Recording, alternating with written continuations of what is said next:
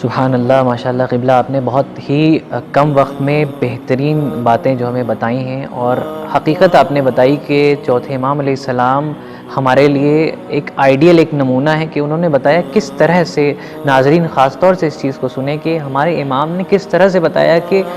ایک ظالم کے درمیان، یعنی ایک تنہا ظالم نہیں ہے بلکہ اس کا پورا لشکر موجود ہے، اس کے ساتھی موجود ہیں، اس کے علماء موجود ہیں، مگر اس کے درمیان جب ایک حق بولنے والا، ایک اللہ والا اس کے درمیان پہنچتا ہے تو وہ فقط اور فقط اللہ کے لیے بولتا ہے، یعنی وہ تعداد نہیں دیکھتا کہ اس تعداد کی وجہ سے ہم اپنی زبان بند کر لیں۔ آج ہمارے لیے امام زین العابدین علیہ السلام نمونۂ عمل کے طور پہ ہیں کہ جب بھی ہم جائیں کہیں بھی ایسی جگہ کہ جہاں پہ ظلم زیادہ ہو یا مظلومیت بہت زیادہ پستی میں ہو اور ظلم جو ہے وہ عروج پا رہا ہو، تو ہمیں کبھی بھی اپنی زبان بند نہیں کرنی چاہیے، بلکہ ہمیشہ اللہ کے اوپر بھروسہ کر کے ظلم کے خلاف آواز اٹھانی چاہیے۔ بہت بہت شکریہ قبلہ۔ خصوصاً ہم ناظرین کے لیے ایک اور پہلو امام سجاد علیہ السلام کی زندگی کا چاہتے ہیں کہ آپ بیان فرمائیں کہ ہر ائمہ کے حوالے سے یہ کتابوں میں بھی ملتا ہے کہ ان کی زندگی میں کوئی ایسی خاص چیزیں یا کوئی ایسا خاص انسیڈنٹ رہا ہے اور ان کے کچھ خاص اعمال یا فضیلت رہی ہے جو کہیں نہ کہیں صرف اور صرف ان کی زندگی سے وابستہ ہے۔ تو ہم چاہتے ہیں کہ چوتھے امام علیہ السلام کی زندگی سے وابستہ فضائل اور ان کے کمالات کچھ آپ کم سے کم وقت میں بیان کریں۔ بے شک بجا فرمایا آپ نے کہ انسان کے لیے ضروری ہے کہ وہ ظلم کے مقابلے میں سکوت نہ کریں، اور جیسا کہ آپ نے سوال کیا کہ امام سجاد علیہ السلام کے بعض فضائلی پہلو پہ یا بعض جو امام سجاد کی خاص صفات ہیں ان پہ روشنی ڈالی جائے۔ آپ نے بھی ظلم کی بات کی تو بہت بڑا اچھا قول امام سجاد علیہ السلام کے یاد آیا۔ حضرت نے فرمایا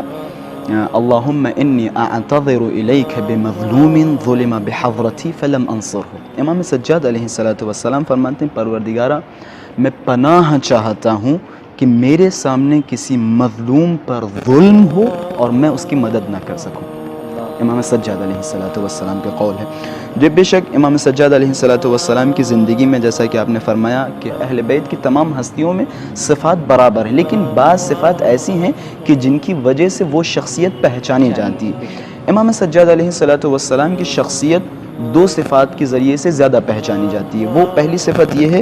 کہ امام سجاد علیہ السلام بہت ہی زیادہ عبادات انجام دیا کرتے تھے، اور یہی وجہ ہے کہ امام سجاد علیہ السلام کا لقب زین العابدین یا سید الساجدین یا پھر سجاد، اس طریقے کے القاب آپ کو امام سجاد علیہ السلام کی ملیں گے۔ روایتوں میں ملتا ہے کہ امام سجاد علیہ السلام ایک رات میں 1000 رکعت نماز پڑھا کرتے تھے،